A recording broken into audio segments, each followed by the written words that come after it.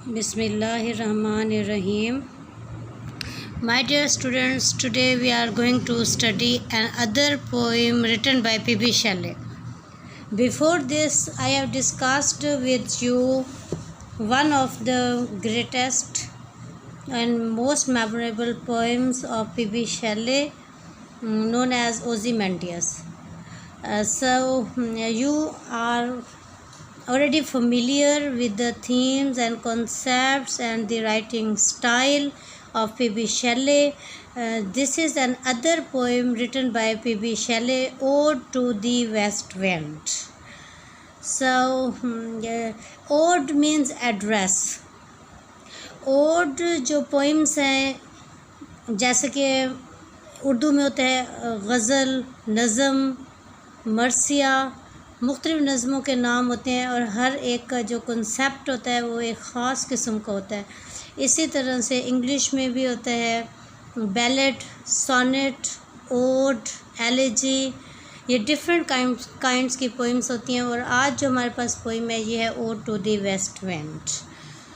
तो मग़रबी हवा के बारे में नज़म है। ओड असल में ये एड्रेस होते हैं किसी भी आइडिया को, किसी भी एनिमल को, बर्ड को, फीलिंग को एड्रेस किया गया होता है ओड के अंदर। और दूसरा जो आप लैंग्वेज समझेंगे, ओड का जो लैंग्वेज होती है वो अक्सर रिफ़ाइन लैंग्वेज होती है। मतलब अगर हम इसको बैलेट के साथ कंपेयर करेंगे, बैलेट की लैंग्वेज सिंपल लैंग्वेज होती है, सिंपल एवरीडे लैंग्वेज होती है, एवरीडे स्टोरी टेलिंग स्टाइल होता है बैलेट का। उसके कंपेयर अगर हम कहेंगे ओड जो पोइम्स हैं जो इंग्लिश लिटरेचर में लिखी गई हैं, उसमें जो लैंग्वेज होती है वो रिफ़ाइन लैंग्वेज होती है, फ़ाइन लैंग्वेज होती है, सबलाइम लैंग्वेज होती है, आला ज़ुबान इस्तेमाल की गई होती है। जब हम थीम की बात करते हैं तो बैलेट का जो थीम होता है वो एवरीडे सिंपल लाइफ का एक सादा सा थीम होता है। बैलेट आप पढ़ चुकी हैं, जो शुरू में आपने बैलेट पढ़ी है इसके विलियम वर्ड्सवर्थ की, तो उसमें आपने उसकी जो पहली पोइम है वो लूसी ग्रे, वो एक बैलेट पोइम है। तो बैलेट का कॉन्सेप्ट मैंने आपको दिया था। और ये जो ओड का जो आइडिया होता है उसके कंपैरिजन में अगर आप देखें, ओड का आइडिया सीरियस होता है, सीरियस आइडिया होता है और ये इसकी सबलाइम लैंग्वेज होती है। तो आज जो है ये ode to the west wind English literature में बहुत ज़्यादा फेमस पोइम है पी.बी. शैले की।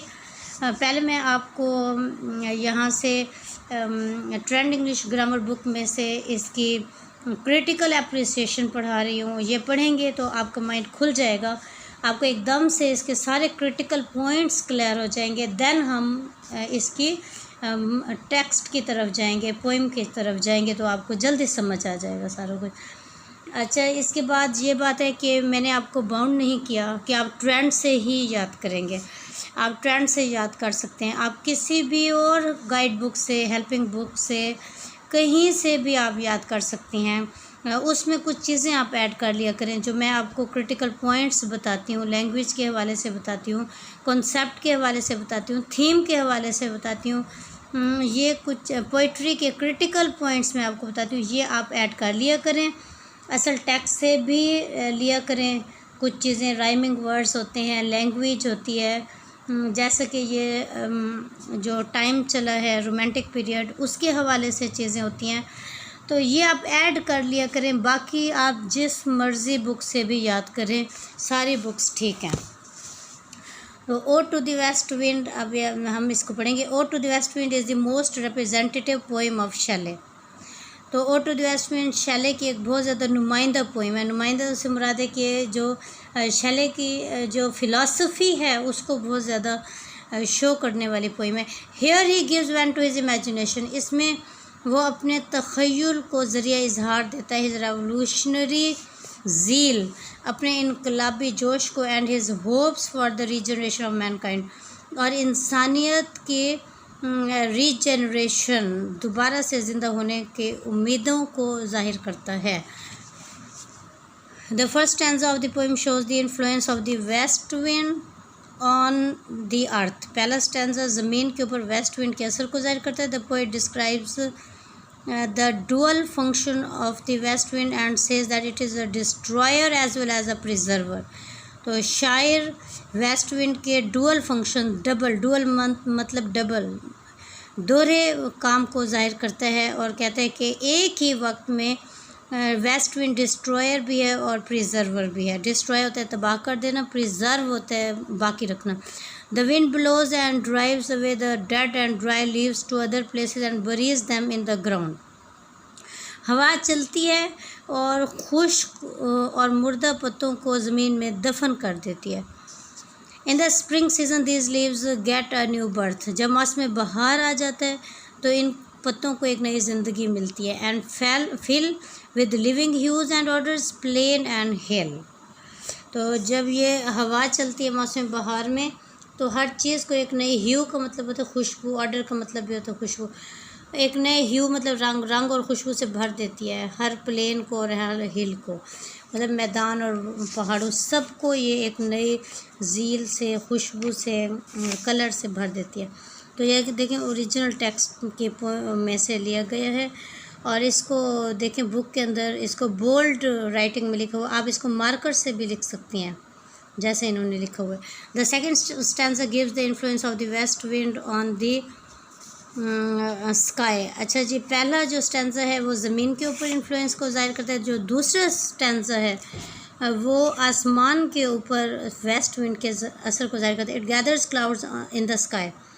तो आसमान के ऊपर बादल जमा होते हैं। These clouds bring rain and lightning. इन बादलों की वजह से बारिश होती है और बिजली चमकती है। तो ये आसमान के ऊपर जो इफ़ेक्ट है वो जाहिर हो गया वेस्ट विंड का। The next stanza in third stanza gives the effect of the west wind on the ocean. अब देखें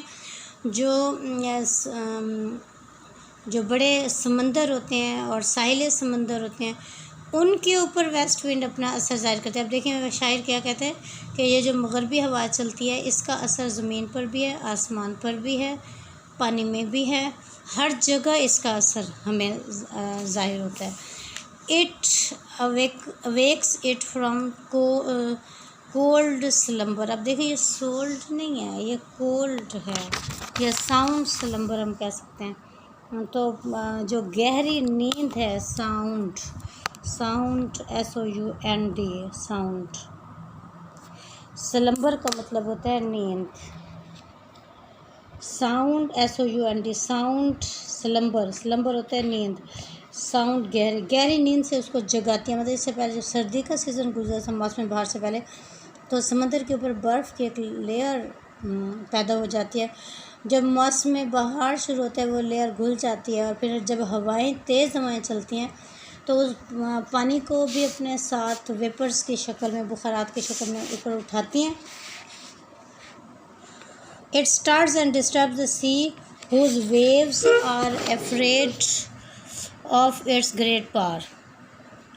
तो ये समंदर को स्टार होता है हिलाना, डिस्टर्ब होता है अपने सुकून से, जिसमें वो थे उससे उनको हिला देना।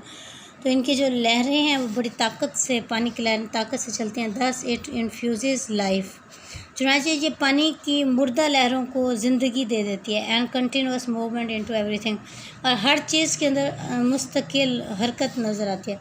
The fourth stanza shows the effect of the west wind on the poet. अच्छा जी, जो चौथा स्टैंजा है, लास्ट स्टैंजा है, वो बताएगा कि वेस्ट विंड का शायर के ऊपर, पोएट PB शेले के ऊपर क्या असर होता है। तो ये जो लास्ट स्टैंजा है, ये जो फोर्थ स्टैंजा है, उसमें पर्सनल हो गया है, ऑटोबायोग्राफिकल टचेस हमें नज़र आते हैं। पोएट अपने आप को वेस्ट विंड के साथ कंपेयर करता है। He says that in his youth he was as strong as and powerful as the west wind. शायर कहता है कि अपने यूथ पीरियड में वो भी वेस्ट विंड की तरह स्ट्रॉन्ग और पावरफुल था। His spirits were also free and unchecked.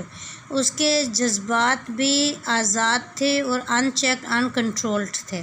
But now the miseries and misfortunes of this world have made him pale and frail. Pale, जर्द, फ्रेल, कमज़ोर।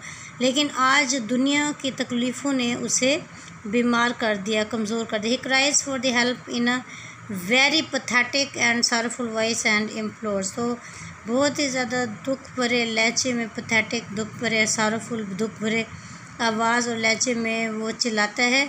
तो ये देखें, बहुत ज़्यादा अच्छी ये लाइंस पोइट्री की लिखी हुई, इनको याद कर लीजिएगा और मार्कर से इसको लिख लिया करें। और इसी तरह से जहाँ कॉमा है आप कॉमा लगाएं, जहाँ एक्सक्लेमेशन मार्क है आप एक्सक्लेमेशन मार्क लगाएं। अगर आप comma, full stop, exclamation mark जो आप किसी भी पोइट्री से या कोट से लेती हैं और उसमें ये पंक्चुएशन के मार्क्स को हिला देती हैं अपनी जगह से, तो वो इफ़ेक्ट ख़त्म हो जाता है। तो इसको वैसे याद किया करें जैसे कि जो कुछ लिखा होता है। O lift me as a wave a leaf a cloud. तो वो वेस्ट विंड को कहता है, जिस तरह तुम एक लहर, पानी की लहर को, एक पत्ते को, एक बादल को उठाती हो, ऐसे ही मुझे भी उठाओ। I fall upon the thorns of life I bleed.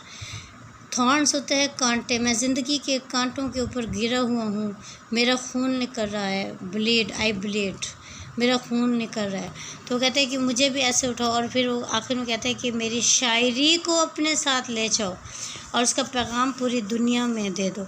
In the last stanza he expresses his sorrow that the world has not paid heed to his sublime, lofty and elevated thoughts।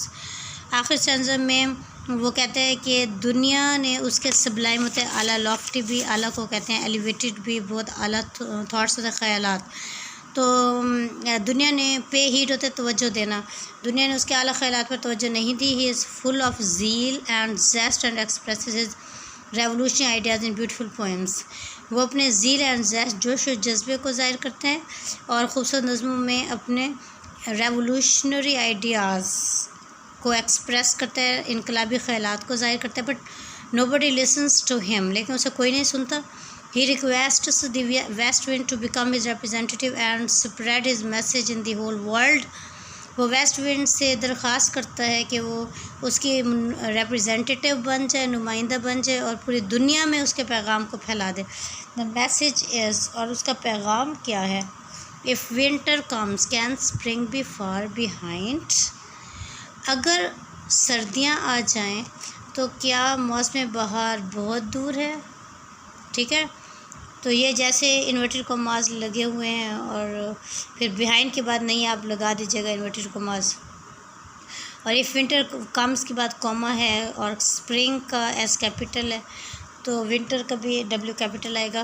तो अगर ज़िंदगी के ऊपर गम का मौसम छा जाए तो आपको बहुत ज़्यादा नाउम्मीद नहीं होना चाहिए, बहुत ज़्यादा दुखी नहीं होना चाहिए, क्योंकि ये मौसम चला जाएगा और फिर स्प्रिंग सीज़न आ जाएगा, खुशियों का, बहार का, रौनक का मौसम आ जाएगा। तो गम हमेशा नहीं रहते जैसा कि खुशियाँ हमेशा नहीं रहती, तो चेंज होता रहता है। दुनिया की सबसे बड़ी हकीकत है, सबसे बड़ी सच्चाई है, चेंज होता रहता है। एक मौसम आता है फिर वो चला जाता है और मौसम आ जाता है, फिर वो चला जाता है और मौसम आ जाता है। तो winter is symbolically used as a season of death and destruction. Literature के अंदर विंटर को डेथ और डिस्ट्रक्शन का सीज़न समझा जाता है।